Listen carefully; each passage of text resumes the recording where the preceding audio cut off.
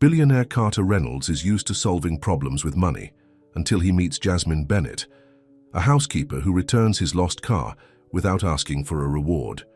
Intrigued by her honesty, he offers her a job, but neither expects how their worlds will collide. Will love challenge everything they believe? Before we get into the story, comment below where in the world you are watching from today. The morning sun streamed through the windows of Carter Reynolds' penthouse apartment. At 36, Carter was one of the most successful real estate developers in the city. His dark hair was perfectly styled, and his custom-made suit hugged his athletic frame as he sipped his morning coffee. "Mr. Reynolds, your 9 o'clock appointment called to reschedule." His assistant's voice came through the intercom. Carter smiled. "That's fine, Rachel. I could use a longer breakfast anyway." He walked over to the floor-to-ceiling windows and looked out at the city below. Everything he saw was a testament to his success. Buildings he owned, deals he'd closed, a world that bowed to the power of his wealth. The buzzing of his phone interrupted his thoughts. It was his friend Brandon. "Hey man, are you ready for the charity gala tonight? I hear the governor's going to be there," Brandon said. Carter sighed. "Another night of fake smiles and empty conversations. But yes, I'll be there." "Great. Oh, and how's the new Lamborghini treating you? That red beauty must turn heads wherever you go." Carter blinked, suddenly realizing he hadn't driven the car in days. "Actually, I'm not sure where I parked it last. Might have left it at the country club," Brandon laughed. "Only you could misplace a $100,000 car and not even notice.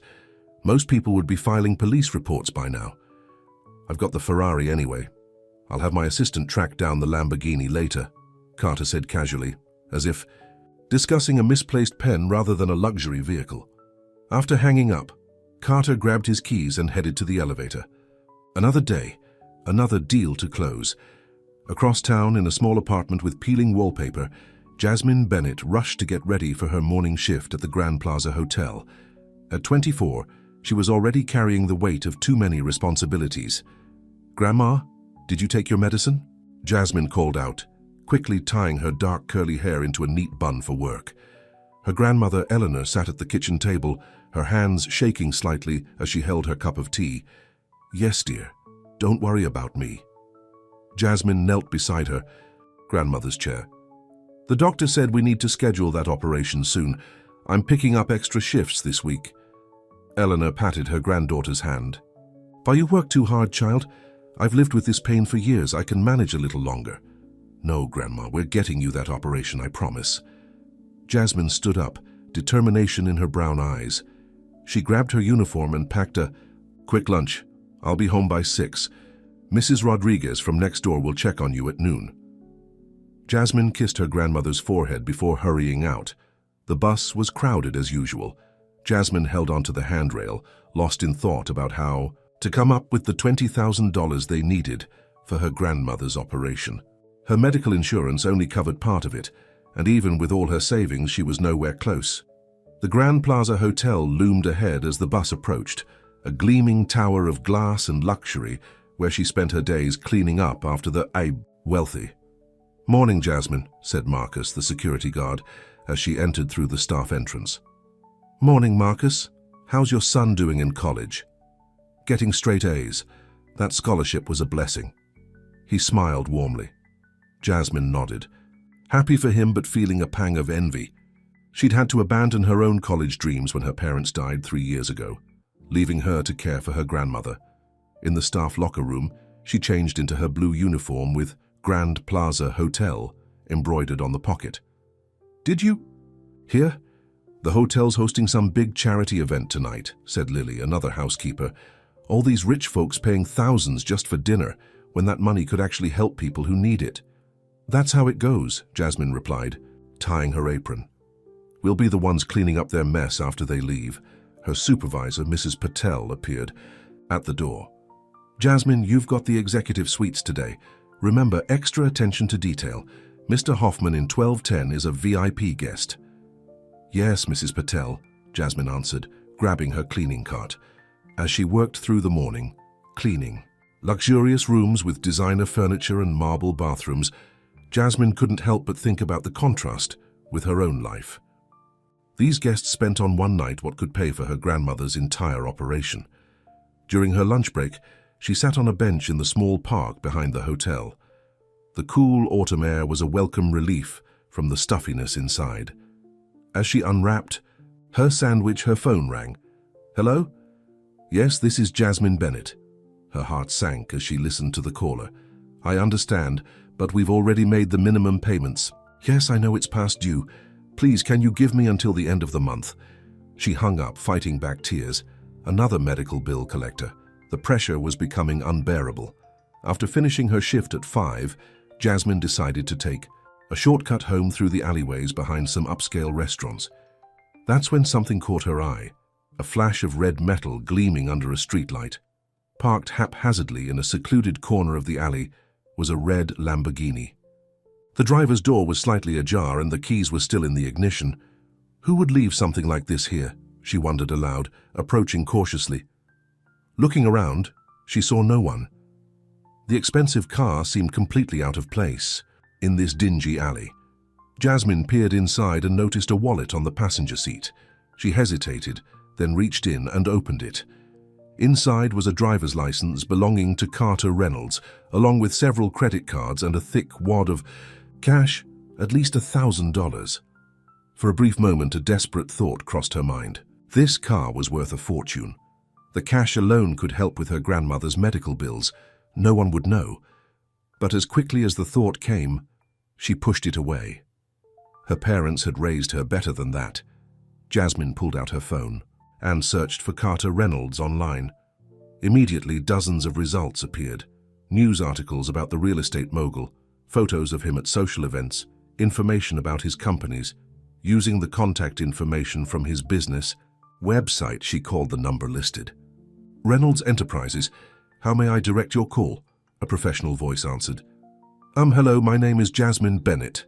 I found Mr. Reynolds' car and his wallet. I'd like to return them to him." There was a pause on the line. "You found his car? The red Lamborghini?" "Yes, it's in an alley behind Ristorante Milano on 8th Street. The keys are still in it and his wallet too." "Miss Bennett, could you please stay with the vehicle? I'll send someone right away. Mr. Reynolds will be extremely grateful." Jasmine checked the time. Her grandmother would be expecting her. "I can. Wait for 20 minutes, but then I need to get home." While waiting, she sat on a nearby step, still trying to imagine how someone could be careless enough to abandon such an expensive car. The life of the wealthy was truly beyond her understanding. 15 minutes later, a black SUV pulled up, and a tall man in a suit stepped out. "Miss Bennett? I'm David, Mr. Reynolds' head of security. Thank you for calling." He looked relieved. "Has he spotted the Lamborghini?" "Everything's there, the car, the keys, his wallet." "I didn't take anything," Jasmine said, standing up. David gave her an appraising look. "Most people wouldn't have made that call, Miss Bennett. Mr. Reynolds would like to reward you for your honesty." Jasmine shook her head firmly. "I don't want a reward. I just did what anyone should do." "Not everyone would return a $100,000 car and a wallet full of cash," David said with a knowing smile. "Please, at least let me take your contact information.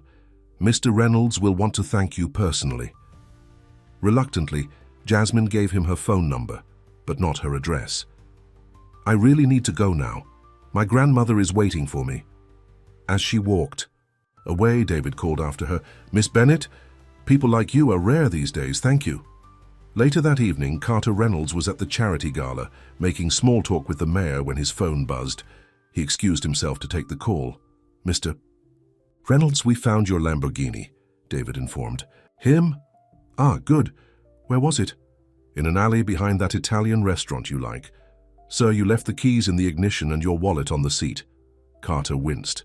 He had a vague recollection of driving there for lunch a few days ago. Then, accepting a ride with a business associate, he'd completely forgotten about the car. "Did you have to pay someone off to get it back?" he asked, assuming the worst. "Actually, sir, a young woman found it and called your office. She waited with the car until I arrived and refused to accept any reward. Everything was untouched. The car, your wallet, even the cash inside."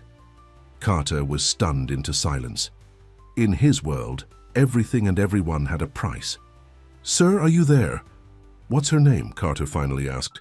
"Jasmine Bennett. She works as a housekeeper at the Grand Plaza Hotel. I have her number if you'd like to thank her. Carter's mind was racing. Yes, text it to me. And David, find out everything you can about her. Returning to the gala, Carter found himself distracted. He couldn't stop thinking about this mysterious woman who had found his car, worth more than most people make in years, and simply returned it without asking for anything. It didn't make sense in Carter's world. There had to be an angle, some kind of play. Yet something told him this was different. As the evening progressed, Carter mingled and smiled for photos, but his thoughts kept returning to Jasmine Bennett. By the time the gala ended, he had made up his mind. He would meet this woman. He needed to understand why she had done what she did. In a world where Carter Reynolds could buy anything, the concept of such honest integrity was something he couldn't quite comprehend. And it fascinated him. Back in his penthouse, Carter loosened his tie and looked out at the city lights. For the first time in years, he felt genuinely curious about someone else. Tomorrow he would find Jasmine Bennett and discover what made her different from everyone else in his life. What he didn't realize was that this chance encounter would soon challenge everything he thought he knew about value, worth, and the things that money couldn't buy. The next morning, Jasmine was up early as usual. Her grandmother's coughing from the other room worried her. The doctor had said the operation couldn't wait much longer. "Grandma, I made you some tea with honey," Jasmine said, entering Eleanor's bedroom with a steaming cup. Eleanor smiled weakly. "Thank you, sweetheart. You're always taking care of everyone." "That's because you took care of me all those years," Jasmine replied, helping her grandmother sit up. "Mom and Dad would be proud of how strong you're being." Eleanor's eyes misted over at the mention of her late daughter and son-in-law. "They'd be even prouder of you, working so hard and still finding time to be kind." Jasmine checked her watch.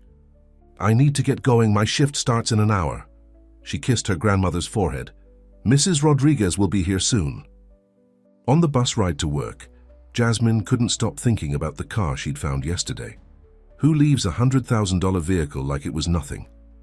The amount of money some people had was beyond her comprehension. At the hotel, the morning briefing was buzzing with excitement. "Did you hear?" Lily whispered. "Carter Reynolds is checking in today." "The Carter Reynolds? Who?" Jasmine asked, arranging cleaning supplies on her cart. Lily looked at her with wide eyes. "Only one of the richest men in the city. He owns half the buildings downtown. They say he's worth billions." Mrs. Patel clapped her hands for attention. "Listen up, everyone. We have a VIP guest arriving today. Mr. Reynolds will be staying in the presidential suite for the next few days. I want that suite spotless, Jasmine. That's your assignment today." "Yes, Mrs. Patel," Jasmine nodded, wondering if this was the same Carter Reynolds whose car she had found. What were the chances? As she pushed her cart toward the elevator, her phone buzzed with a text from an unknown number. "Miss Bennett, this is Carter Reynolds. I want to thank you personally for returning my car. Would you meet me for coffee today? I'll be at the Grand Plaza Hotel." Jasmine nearly dropped her phone. How did he know where she worked, and why would he want to meet her? She typed a quick reply. "Mr. Reynolds, I'm actually working at the hotel today. I'm just doing my job as a housekeeper, so I don't have time for coffee breaks." The response came immediately. "I understand, perhaps after your shift. It's important to me." Jasmine hesitated. She didn't want anything from this man, but there was something insistent about his request. Finally, she replied, "I finish at 5 p.m. I can spare 15 minutes in the hotel cafe before heading home." "Perfect. I'll see you then. Thank you." Jasmine put her phone away, feeling uneasy. Why would a billionaire be so eager to meet her? She tried to push the thought from her mind as she entered the presidential suite to prepare it for its important guest. Carter sat in the back of his chauffeur-driven Bentley, reading through the file David had prepared on Jasmine Bennett. The facts were straightforward. 24 years old, parents deceased in a car accident 3 years ago, lived with her grandmother who had serious health issues, worked 2 jobs until recently, the hotel during the day and a diner at night, though she'd quit the latter a month ago. No criminal record, excellent employee reviews, currently behind on medical bills and rent. It was a sadly common story, but what fascinated Carter was what wasn't in the file. the explanation for her honesty. By all accounts, she needed money desperately. That car and the cash in his wallet could have solved her problems instantly. "We're here, sir," his driver announced as they pulled up to the Grand Plaza Hotel. The hotel manager practically fell over himself greeting Carter in the lobby. "Mr. Reynolds, what an honor. We've prepared the presidential suite exactly as you requested." Carter nodded absently. "Thank you. I'll be staying a few days." "Of course, sir. Anything you need, just ask." As Carter was escorted to his suite, he kept an eye out for Jasmine but didn't see her. That was fine. They had an appointment later. For now, he had work to do. In the suite, Carter set up his laptop and made several business calls, but his mind kept wandering to his upcoming meeting. He couldn't remember the last time he'd been this curious about someone. At precisely 5 p.m., Carter made his way down to the hotel cafe. He chose a table in the corner, away from prying eyes. He didn't want an audience for this conversation. At Fidison, a young woman in a hotel uniform approached his table hesitantly. Her dark curly hair was pulled back in a neat bun, and her brown eyes were cautious as she looked at him. Carter stood up. "Miss Bennett, I'm Carter Reynolds." "I know," she said simply. "I saw your picture when I looked you up yesterday." He gestured to the chair across from him. "Please have a seat. Can I order you something?" "No, thank you," Jasmine said, sitting down but keeping her posture rigid. "I only have a few minutes. My grandmother is waiting." Carter studied her face. She was beautiful, but not in the polished, artificial way he was used to.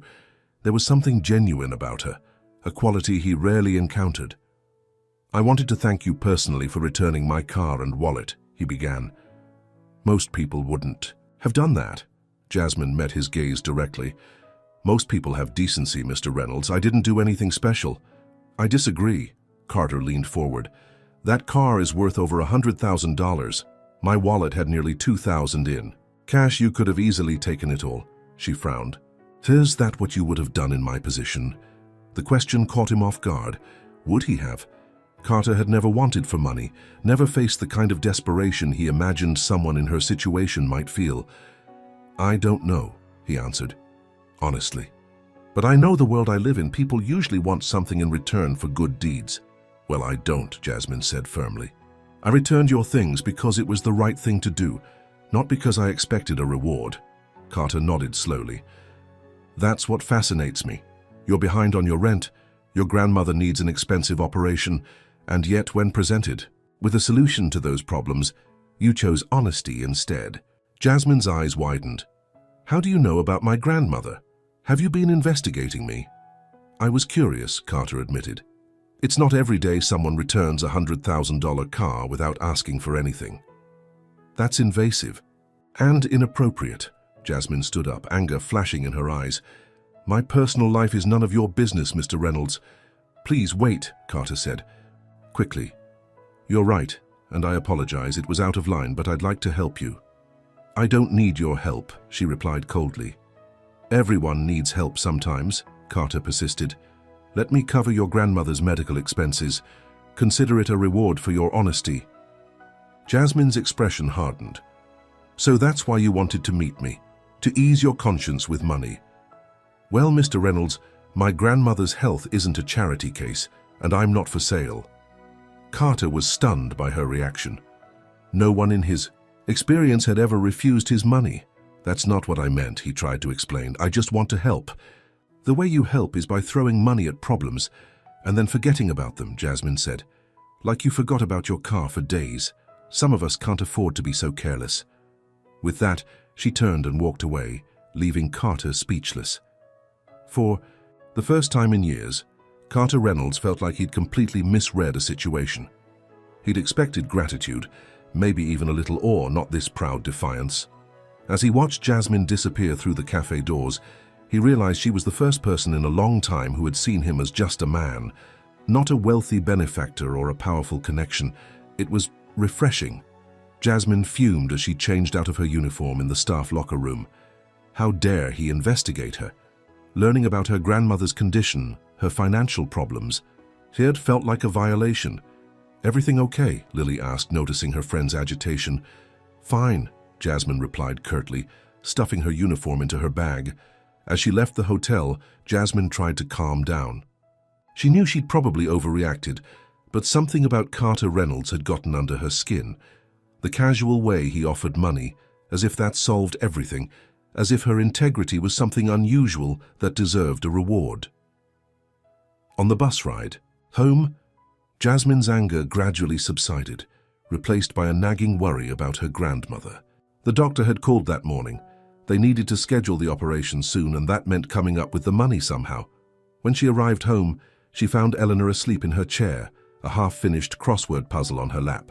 Jasmine gently covered her with a blanket, noticing how frail her grandmother looked. The sight renewed her determination. She would find a way to get the money, but not by taking handouts from entitled billionaires. The next morning, Jasmine dreaded going to work, worried she might run into Carter Reynolds again. But she needed this job more than ever. To her relief, Mrs. Patel assigned her to a different floor away from the presidential suite. As she worked through her morning routine, Jasmine tried to focus on her tasks, but her mind kept drifting to the conversation with Carter. Had she been too harsh? Maybe, but his presumption had struck a nerve. At noon, Jasmine's phone rang. It was the hospital. "Miss Bennett? This is Dr. Watkins. I'm calling about your grandmother, Eleanor Bennett." Jasmine's heart raced. "Is something wrong?" "Mrs. Rodriguez brought her in this morning. Your grandmother had difficulty breathing. We've stabilized her, but I'm afraid we can't delay the operation any longer. We need to schedule it for next week." "Next week?" Jasmine's voice trembled. "But I don't have all the money yet. I'm still 15,000 short." "I understand your financial situation, Miss Bennett, but medically speaking, we can't wait. Your grandmother's condition is deteriorating." Jasmine leaned against the wall, feeling the world closing in around her. I'll figure something out. Can I see her?" "She's resting now. But you can visit this evening." After hanging up, Jasmine sat down on a nearby housekeeping bench, tears welling in her eyes. She had 1 week to come up with $15,000. It seemed impossible. "Miss Bennett?" She looked up to see David, Carter's security man, standing in the hallway. "Mr. Reynolds would like to speak with you. He feels terrible about yesterday and wants to apologize." Jasmine wiped her eyes quickly. "I'm working. I can't just leave. I've already spoken with Mrs. Patel. She's given you a 30-minute break." Of course she had. No hotel supervisor would deny Carter Reynolds anything. Reluctantly, Jasmine followed David to the presidential suite. Carter was standing by the window when she entered, gazing out at the city skyline. He turned when he heard them enter. "Thank you, David, that will be all." When they were alone, Carter gestured to the sitting area. "Please have a seat." This time Jasmine accepted, too emotionally drained to argue. "I owe you an apology," Carter began. "You were right. Looking into your personal life was invasive and inappropriate. I'm not used to people saying no to me, and I handled it poorly." Jasmine nodded, appreciating his directness. "Apology accepted." Carter studied her face. "You've been crying." "It's nothing," she said automatically. "It's your grandmother, isn't it?" he asked gently. Jasmine looked away. She didn't want to discuss her problems with this man, but the weight of her situation felt crushing. The hospital called. "She needs the operation next week, and I'm still $15,000 short." The words came out before she could stop them. Carter leaned forward. "Let me help you, Jasmine, not as a reward or charity, but as one human being to another." "Why would you do that? You don't even know me," she questioned. "Because meeting you has made me realize something," Carter said thoughtfully. "I've spent years surrounding myself with people who only care about what I can do for them. Your honesty reminded me that there are still good people in the world who do the right thing simply because it's right." Jasmine looked at him skeptically. "And you want to what? Buy a piece of that goodness?" Carter smiled sadly. "No, I want to remember what it feels like to help someone without expecting anything in return, the way you helped me." For the first time, Jasmine saw something genuine in his eyes, a vulnerability behind the wealthy facade. "I can't accept your money," she said softly. "It wouldn't be right." "Then let me give you a job," Carter countered. "A real one, in my company. You're clearly intelligent and hard-working. I need an assistant for my community outreach program." The salary would more than cover your grandmother's medical expenses. Jasmine hesitated. I don't have the qualifications for a corporate job. You have integrity and work ethic. That's rarer than any degree. Carter handed her a business card. Think about it. The position starts at $60,000 a year. Jasmine stared at the card, stunned by the amount. It was more than double what she made at the hotel. Why are you really doing this? She asked, still suspicious of his motives. Carter considered his answer carefully. Because you intrigue me, Jasmine Bennett. In my world, everything has a price, but you've shown me that some things, like honesty and dignity, are priceless. I want to understand that better. Their eyes met, and for a moment, Jasmine saw, past the billionaire to the man beneath, someone searching for something genuine in a world of transactions and deals. Before she could respond, her phone rang again. It was the hospital. I need to take this, she said, standing up. Carter nodded. Of course, think about my offer, no strings attached. As Jasmine left the suite, she felt conflicted. Could she trust his intentions? Or was this wealthy man just playing some game she didn't understand? What she didn't see was the way Carter watched her leave, a look of genuine admiration in his eyes. For the first time in longer than he could remember, Carter Reynolds was intrigued by something money couldn't buy, the mystery of what made Jasmine Bennett tick. And as he turned back to the window, he realized something else. He wanted to see her again, and not just to satisfy his curiosity.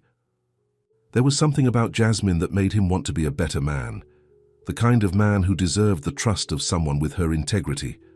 What neither of them realized was that their worlds were about to collide in ways neither could have predicted, challenging everything they thought they knew about each other and themselves.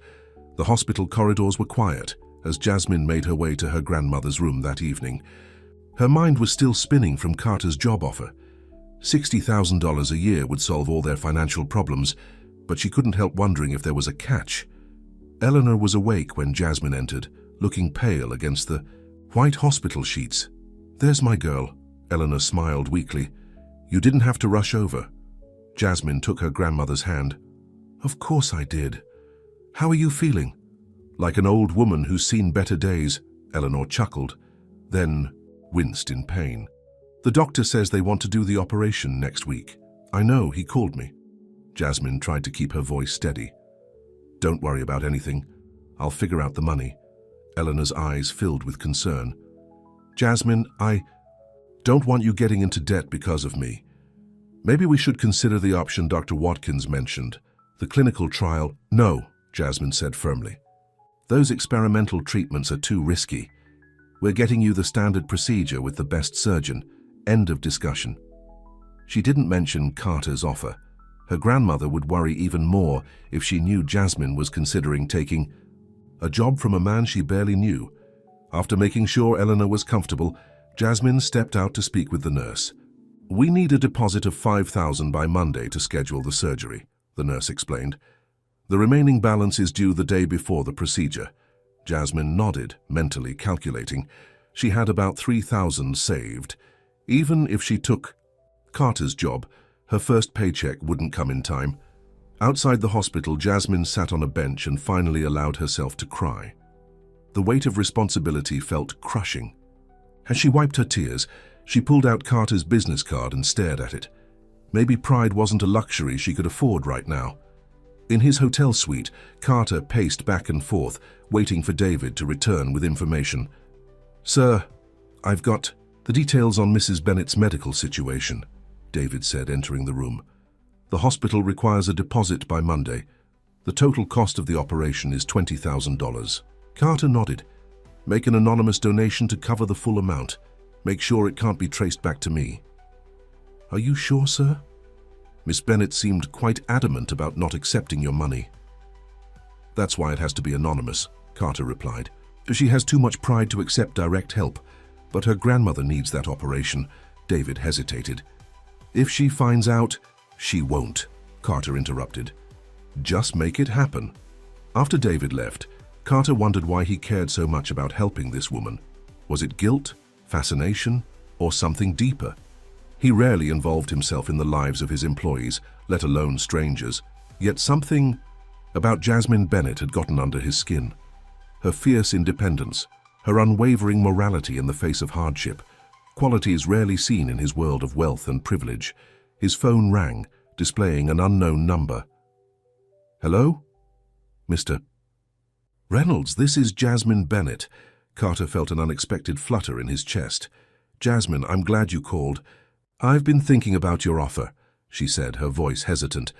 "The job, I mean, I'd like to learn more about it." "Of course," Carter replied, trying to contain his enthusiasm. "Can you meet me for breakfast tomorrow? We can discuss the details. I have a morning shift at the hotel. I'll speak with management. Consider it your 2-week notice." There was a pause. "You seem very confident I'll take the job," Carter smiled. "I'm hopeful. Let's say 9 a.m. in the hotel restaurant." "All right," Jasmine agreed. "But I want to be clear. If I take this job, it's because I earned it, not because you feel sorry for me." "Understood," Carter said. "I'll see you tomorrow." After hanging up, Carter felt strangely elated. He hadn't been this excited about a breakfast meeting in years. The next morning, Jasmine arrived at the hotel restaurant to find Carter already waiting. He stood when he saw her, gesturing to the chair across from him. "I took the liberty of ordering coffee," he said. "I wasn't sure how you'd take it." "Black is fine," Jasmine replied, sitting down. She'd worn her best outfit, a simple blue dress she'd bought for job interviews before landing the hotel position. Carter pushed a folder across the table. "Here's the job description and employment contract. Take your time to look it over." Jasmine opened the folder and began reading. The position was legitimate: Assistant Director of Community Outreach for Reynolds Enterprises. The responsibilities included coordinating charitable initiatives, liaising with non-profit organizations, and developing programs to assist underprivileged communities. "This is a real job," she said, surprised. Carter looked amused. "Did you think I was making it up? I thought it might be some made-up position to justify giving me money," Jasmine admitted. "I wouldn't insult your intelligence like that," Carter replied. "My company has always been involved in community projects, but we've never had someone dedicated to organizing those efforts. I think you'd be perfect for it." Jasmine continued reading the contract. The salary was exactly as he'd said, $60,000 a year, plus benefits including health insurance that would cover her grandmother. "Why me?" she asked, looking up. "You could hire someone with a business degree and experience in non-profit work," Carter leaned forward. "Because you understand the communities we're trying to help. You've lived the struggles many of them face, and most importantly, you have integrity. I can teach someone business skills, but I can't teach them character." His words seemed sincere, and for the first time, Jasmine allowed herself to believe. "This might be genuine. When would I start?" "Monday, if that works for you," Carter replied. "I'll have an office set up by then." Jasmine took a deep breath. "I'll take the job, Mr. Reynolds." "Carter," he corrected with a smile. "If we're going to work together, you should call me Carter." She nodded. "Carter, then. But I want to be clear about something. This is strictly professional. I'm not accepting this position because of any personal interest." Carter's smile faltered slightly, but he recovered quickly. "Of course, professional boundaries are important." As they finished breakfast, discussing the details of her new role, Jasmine felt a mixture of relief and apprehension. The job would solve her financial problems, but she couldn't shake the feeling that she was stepping into unknown territory. Later that day, Jasmine visited her grandmother at the hospital with good news. "Grandma, I got a new job. It pays much better, and it includes health insurance that will cover your operation." Eleanor's face lit up. "That's wonderful, dear. What kind of job?" "I'll be working for Reynolds Enterprises, coordinating their community outreach programs." Her grandmother's eyes widened. "Reynolds Enterprises?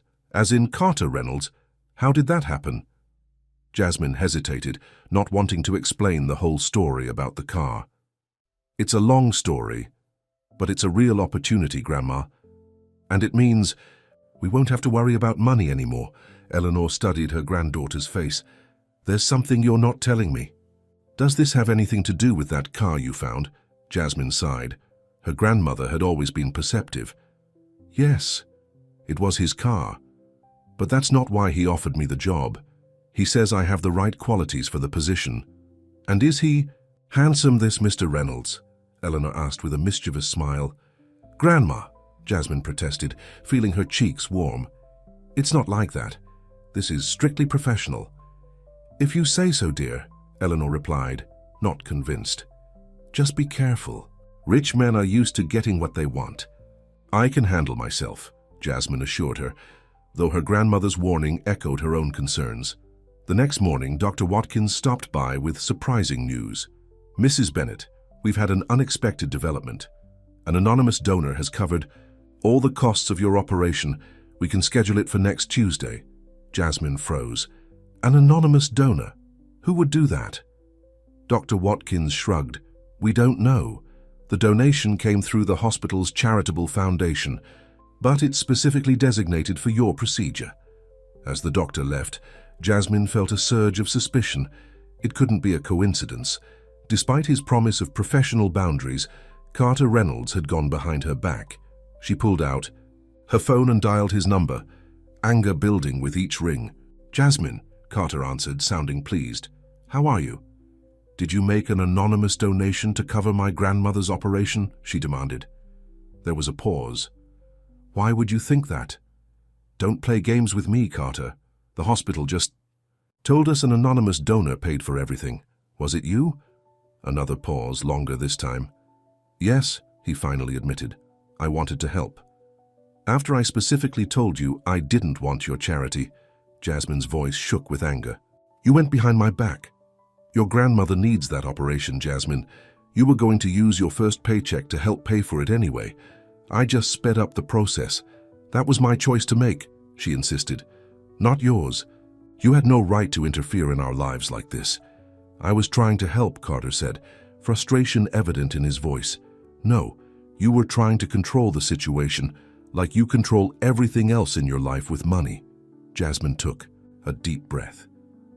I can't work for someone who doesn't respect my boundaries. Jasmine, wait. I'm sorry, Mr. Reynolds. I won't be taking the job after all. She hung up, hands trembling. Part of her knew she was being hasty, maybe even ungrateful. But another part, the proud, independent woman her parents had raised, couldn't accept this violation of her trust. Carter stared at his phone, stunned by what had just happened. He'd been so sure he was doing the right thing, helping Jasmine and her grandmother. Instead, he'd managed to alienate the one person who had genuinely intrigued him in years. Problem, sir? David asked, noticing his expression. She found out about the donation, Carter replied. She's furious. David nodded knowingly. I warned you she might react this way. I thought once it was done, she'd accept it. Her grandmother needs that operation.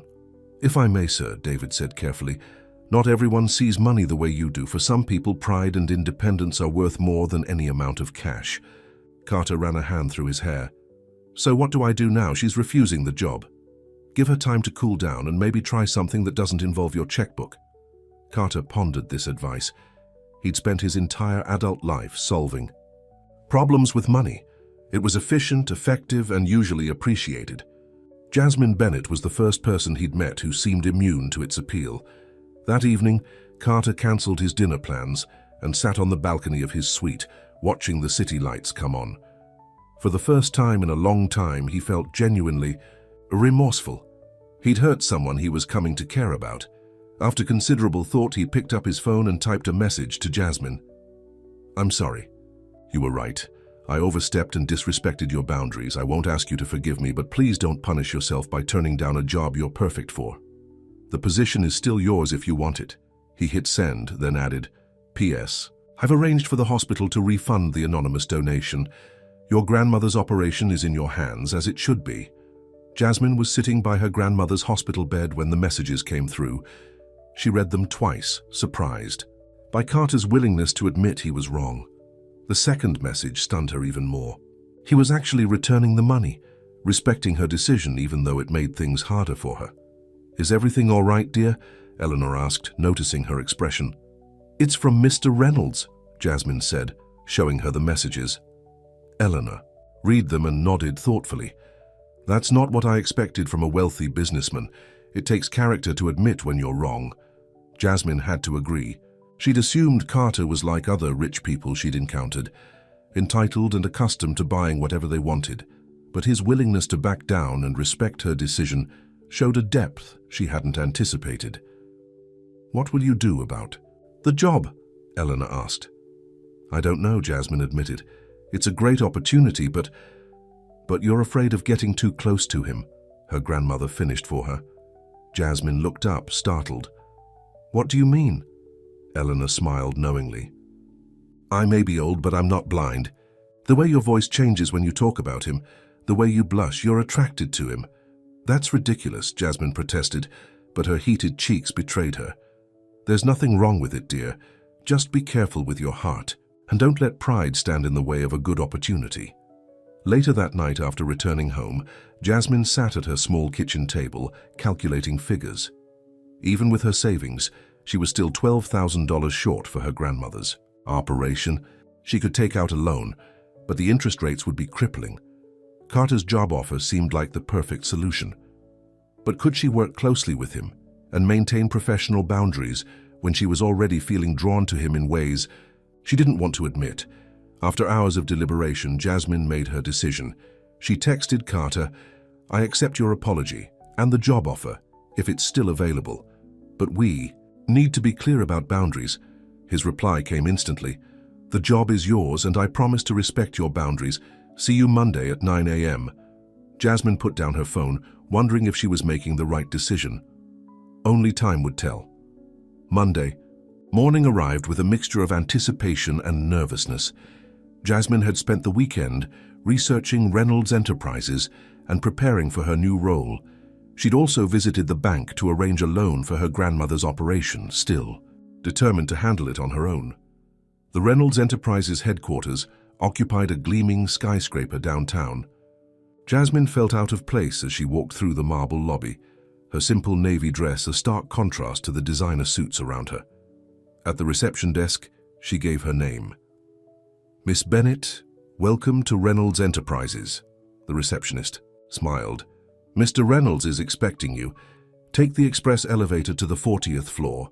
The executive floor was hushed, with plush carpeting and expensive artwork adorning the walls. A woman in a tailored suit greeted her as she stepped off the elevator. "Miss Bennett? I'm Rachel, Mr. Reynolds' executive assistant. Your office is ready, and he'd like to see you first for a brief orientation." Jasmine followed Rachel down a corridor lined with glass-walled offices. At the end was a large corner office with spectacular views of the city. Carter stood as they entered, a genuine smile lighting up his face. "Jasmine, welcome. Thank you for giving me, and the job, a second chance." He looked different in this environment, more authoritative in his perfectly tailored suit, yet somehow more approachable than he'd been at the hotel. "Thank you for the opportunity," Jasmine replied professionally, aware of Rachel's presence. "Rachel, could you give us a few minutes?" Carter asked. Once they were alone, Carter gestured for Jasmine to sit. "Before we discuss your role, I want to clear the air. I've thought a lot about why you were so upset about the donation." Jasmine appreciated his directness. It felt like you were trying to control the situation. "In your world, money solves problems, but for me, independence and self-reliance are important. I need to know I can handle my own challenges." Carter nodded. "I understand that now. I'm used to fixing things with money because it's efficient, but I see that it can also take away someone's agency. I won't make that mistake again." His sincerity surprised her. "Thank you for understanding. So, how are you handling your grandmother's operation now?" he asked. "I've arranged a loan," Jasmine explained. "It's not ideal, but it will work." Carter looked like he wanted to offer help again, but restrained himself. "If there's anything you need, time off, flexible hours, just let me know. I appreciate that." Jasmine relaxed slightly, feeling they had reached a new understanding.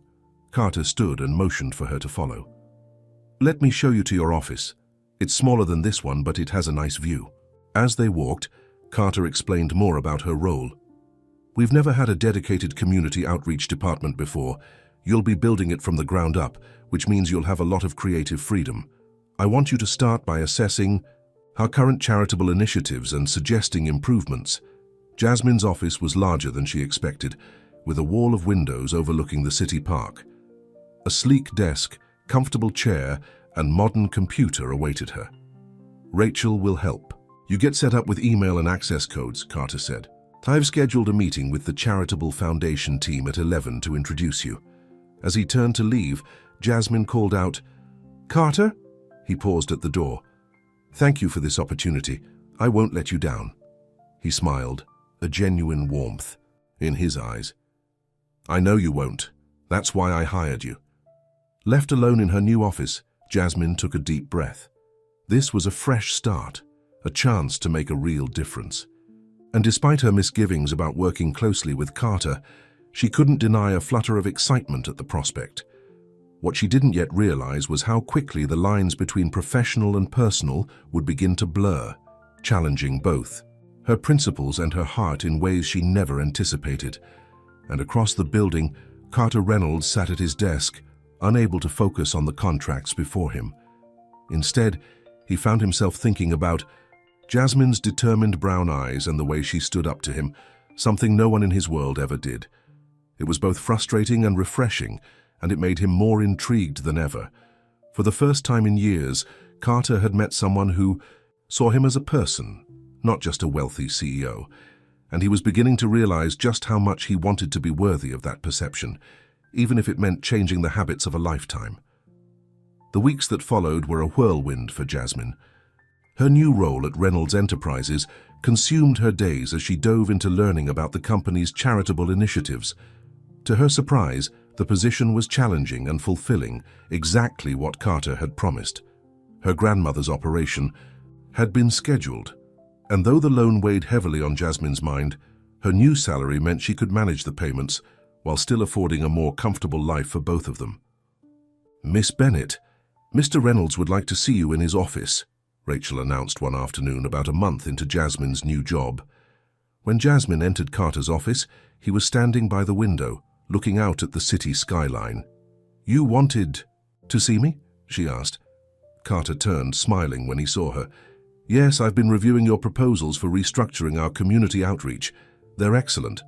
"Thank you," Jasmine replied, pleased by his approval. In the past month, she'd worked hard to prove herself, determined to show that she deserved this position based on merit, not charity. "I especially like your idea for partnering with local vocational schools to provide internships for disadvantaged students," Carter continued. "It's exactly the kind of sustainable initiative we should be focusing on." "I thought it would be more meaningful than just writing checks," Jasmine said. "It gives people skills and opportunities, not just temporary help." Carter nodded thoughtfully. "You've changed the way I think about philanthropy, you know. Before, it was always about the amount of money we donated. Now I'm starting to see that true impact requires more thought and personal involvement." His words warmed her. Over the past few weeks, they had developed a good working relationship, with Carter respecting her boundaries while still showing a personal interest in her ideas.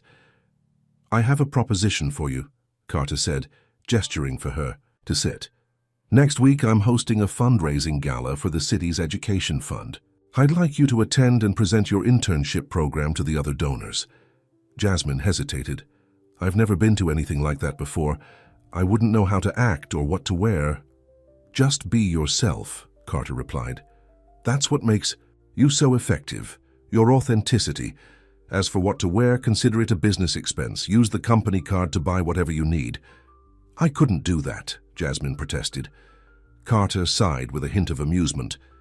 "It's not charity, Jasmine. It's a business expense. You're representing Reynolds Enterprises. I want you to feel confident and comfortable." Put that way, it made sense. Still, Jasmine couldn't help feeling out of her depth. "All right, I'll go, but I'm keeping the expense reasonable." "I wouldn't expect anything less," Carter smiled. As she turned to leave, he added, "Jasmine, I'm proud of the work you're doing here. You've exceeded every expectation." His sincere praise stayed with her throughout the day, bringing an unexpected warmth to her heart. The day of the gala arrived, and Jasmine stood in front of her mirror, hardly recognizing herself. She'd bought an elegant emerald green dress that was sophisticated without being flashy. It had cost more than she'd ever spent on clothing before, but still far less than what many women would spend for such an event. Her grandmother sat on the bed, watching with tearful pride. Eleanor had returned home from the hospital the week before, her operation a success. She was still recovering but already showing significant improvement. "You look beautiful, dear," Eleanor said. "Your parents would be so proud of you." Jasmine blinked back tears. "I wish they could see me now. They always believed I could do something meaningful with my life." "And they were right," Eleanor replied. "Look at you, helping direct a major company's charitable work, making a real difference. And catching the eye of a handsome CEO in the process." "Grandma," Jasmine protested, though her blush betrayed her. "It's not like that. Carter and I have a professional relationship." Eleanor just smiled knowingly. "If you say so, dear. Just remember, it's okay to open your heart again. Not everyone will hurt you like Jason did." Jasmine winced at the mention of her ex-boyfriend, who had abandoned her when her parents died and she'd needed to care for her grandmother. It had been a painful lesson about people showing their true colors in difficult times. A knock at the door announced the arrival of the car Carter had sent. Taking a deep breath, Jasmine kissed her grandmother goodbye and stepped out into the evening. The Grand Plaza Hotel ballroom had been transformed for the gala. Crystal chandeliers sparkled above elegantly dressed guests, and soft music played as waiters circulated with champagne and hors d'oeuvres. Jasmine felt suddenly out of place. These people came from a world she'd only ever observed from the sidelines. Usually while cleaning their hotel rooms, "You look stunning," a familiar voice said behind her. Jasmine turned to find Carter, handsome in a perfectly tailored tuxedo. For a brief moment, she forgot about their professional relationship and simply appreciated how attractive he was. "Thank you," she replied, smoothing her dress nervously. "I'm a little overwhelmed." "You'll be fine," Carter assured her, offering his arm. "Let me introduce you to some people who would be interested in your internship program." As they moved through the crowd, Jasmine couldn't help noticing the curious glances directed their way. Carter Reynolds rarely brought a date to these events, let alone someone unknown in their social circles. "Carter, darling." A striking blonde woman approached, her designer gown probably worth more than Jasmine's yearly salary. "I was beginning to think you were avoiding me." "Hello, Victoria," Carter replied politely. "This is Jasmine Bennett, our new Director of Community Outreach. Jasmine, this is Victoria Sinclair, one of our major shareholders." Victoria gave Jasmine a cold once-over. "How interesting. I didn't realize we had a community outreach department." "It's new," Carter explained. "Jasmine has some excellent ideas for making our charitable work more effective." "I'm sure she does," Victoria replied with a tight smile. "Carter, when you have a moment, we need to discuss the Tokyo acquisition." As Victoria walked away, Jasmine felt a chill. "She doesn't approve of me being here." "Victoria doesn't approve of anyone who has my attention," Carter said dismissively. "Don't worry about her." Throughout the evening, Carter stayed by Jasmine's side, introducing her to influential people and making sure she felt comfortable. When it came time for her to present her internship program, he watched from the front row, his encouraging smile giving her confidence. To Jasmine's surprise, her presentation was met with enthusiastic applause. Several donors approached afterward, eager to participate in the program. "You were incredible," Carter told her, as the formal part of the evening concluded and the band began playing for dancing. "You spoke with such passion and conviction. People responded to that." Jasmine smiled, feeling a glow of pride. "Thank you for giving me this opportunity." "Dance with me?" Carter asked, holding out his hand. Jasmine hesitated. Dancing seemed more personal than professional. But the evening had been such a success, and she felt so alive with possibility that she placed her hand in his. One dance. As Carter led her onto the dance floor, Jasmine was acutely aware of his hand at her waist, the subtle scent of his cologne, the warmth in his eyes as he looked at her. This was dangerous territory, she knew, but she couldn't deny the attraction growing between them. "You're full of surprises, Jasmine Bennett," Carter said softly as they moved to the music. "You're as comfortable addressing a room full of millionaires as you are caring for your grandmother." I just try to be authentic, she replied, whether I'm cleaning hotel rooms or pitching programs to donors. Carter's gaze grew more intense. That's what makes you special. In my world, authenticity is rare. People wear masks, say what they think others want to hear, but you're always true to yourself. The music slowed, and other couples moved closer, together. Jasmine knew she should maintain her distance, but something in Carter's eyes drew her in. "Jasmine," he said softly, "I know we agreed to keep things professional, but I have to be honest. I'm finding that increasingly difficult." Her heart raced. "Carter, we shouldn't—" "I know," he interrupted gently. "You work for me. There are 1,000 reasons why this is complicated, but I can't stop thinking about you."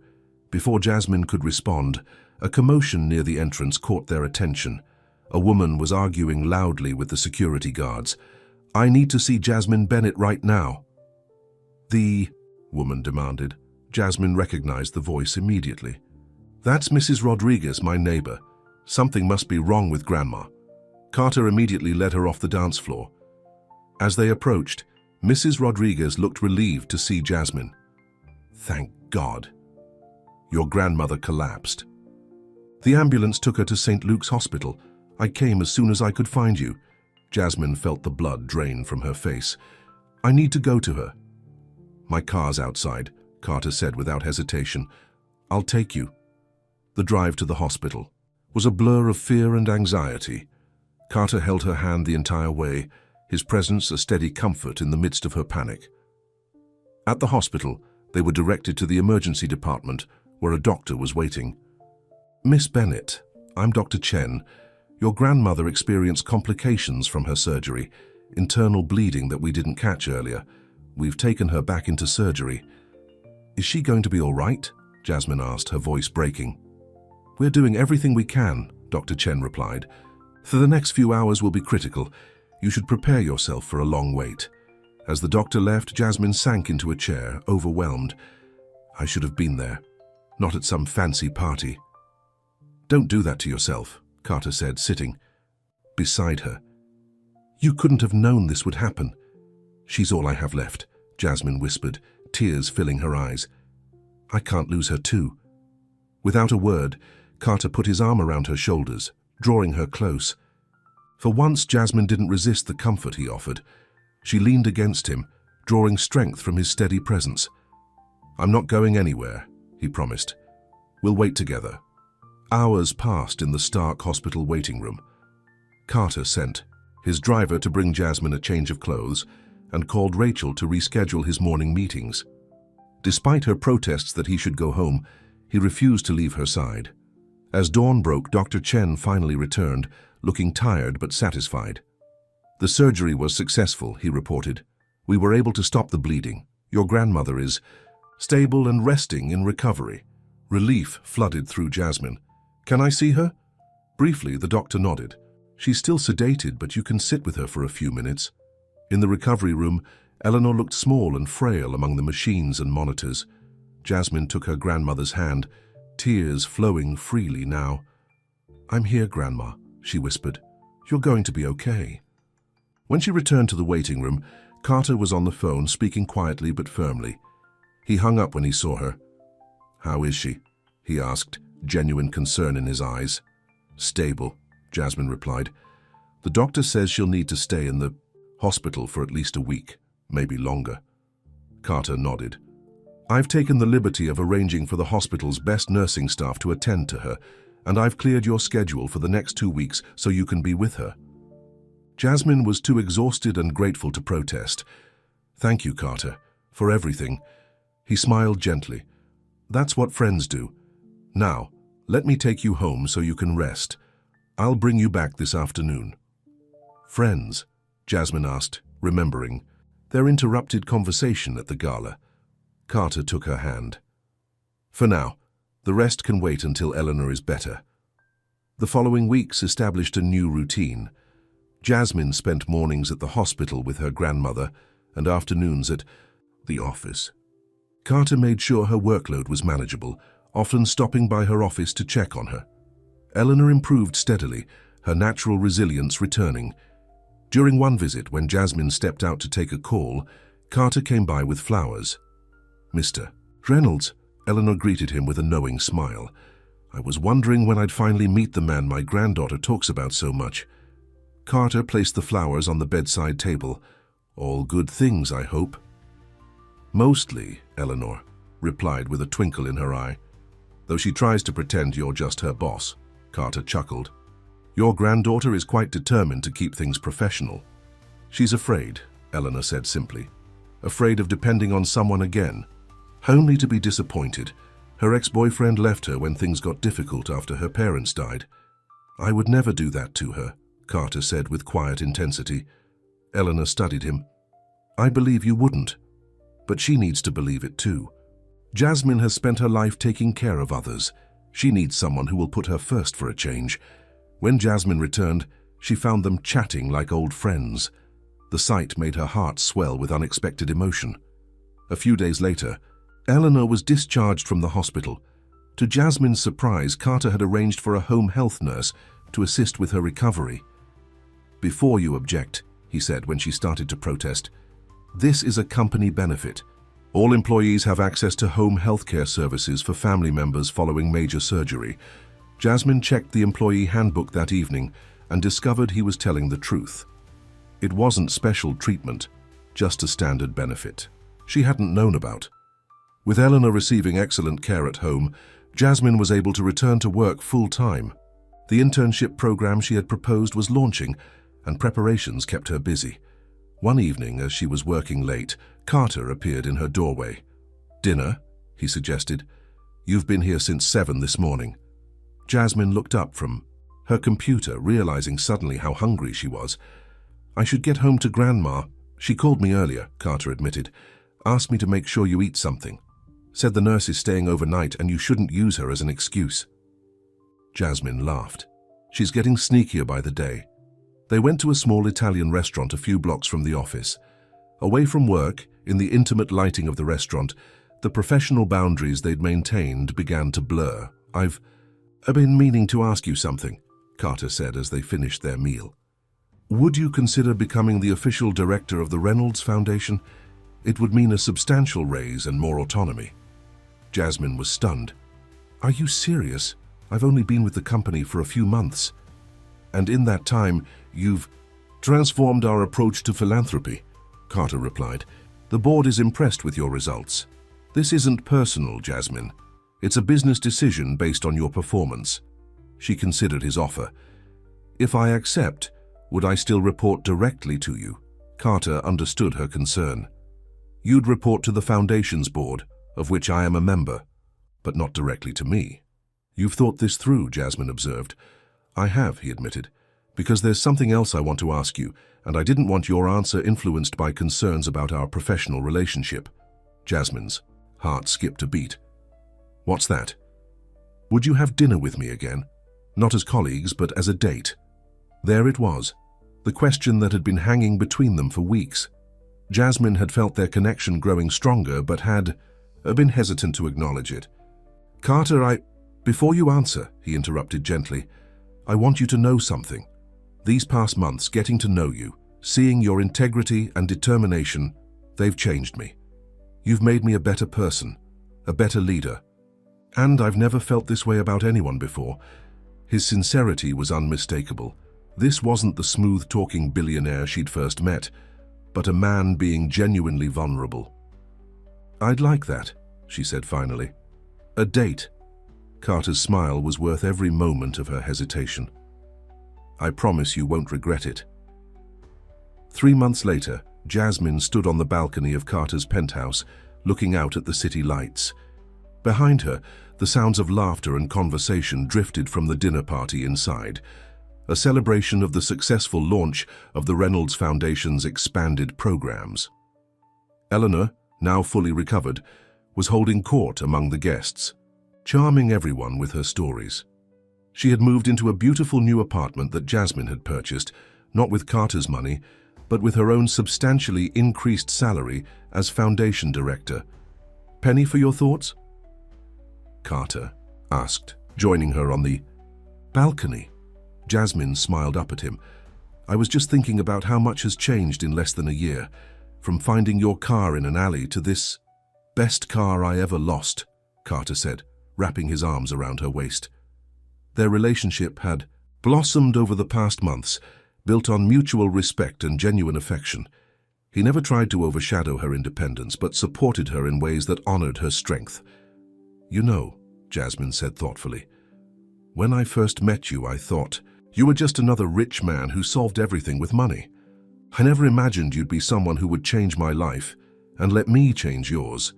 You taught me the value of integrity," Carter replied, "that some things can't be bought, they have to be earned, like trust and love." Jasmine turned, in his arms, to face him.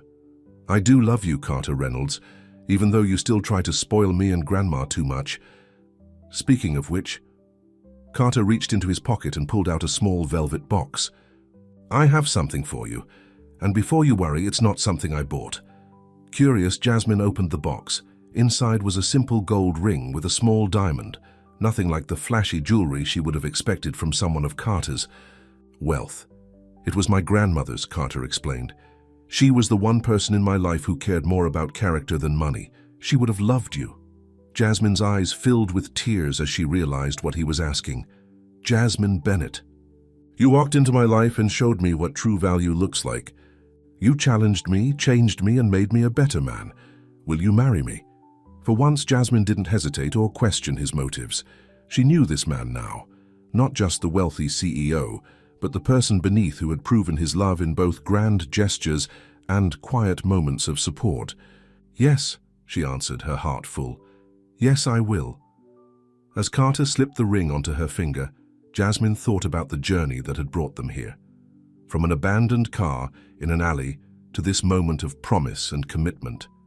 She had returned his car out of simple honesty, never imagining that act would lead to finding love with the man who owned it. And Carter had offered her a job out of curiosity, never expecting to find his match in a hotel housekeeper with unshakable integrity. They had both discovered something priceless along the way, that true wealth wasn't measured in dollars, but in character, and that love built on respect and honesty was the most valuable possession of all. Inside the penthouse, Eleanor watched through the glass doors as her granddaughter embraced the man she loved. She smiled, knowing that Jasmine had found someone who valued her for exactly who she was, someone who had learned, through loving her, that honesty and integrity were worth more than all his billions. And as Carter held Jasmine close under the starlit sky, he silently thanked whatever twist of fate had made him forget his car that day.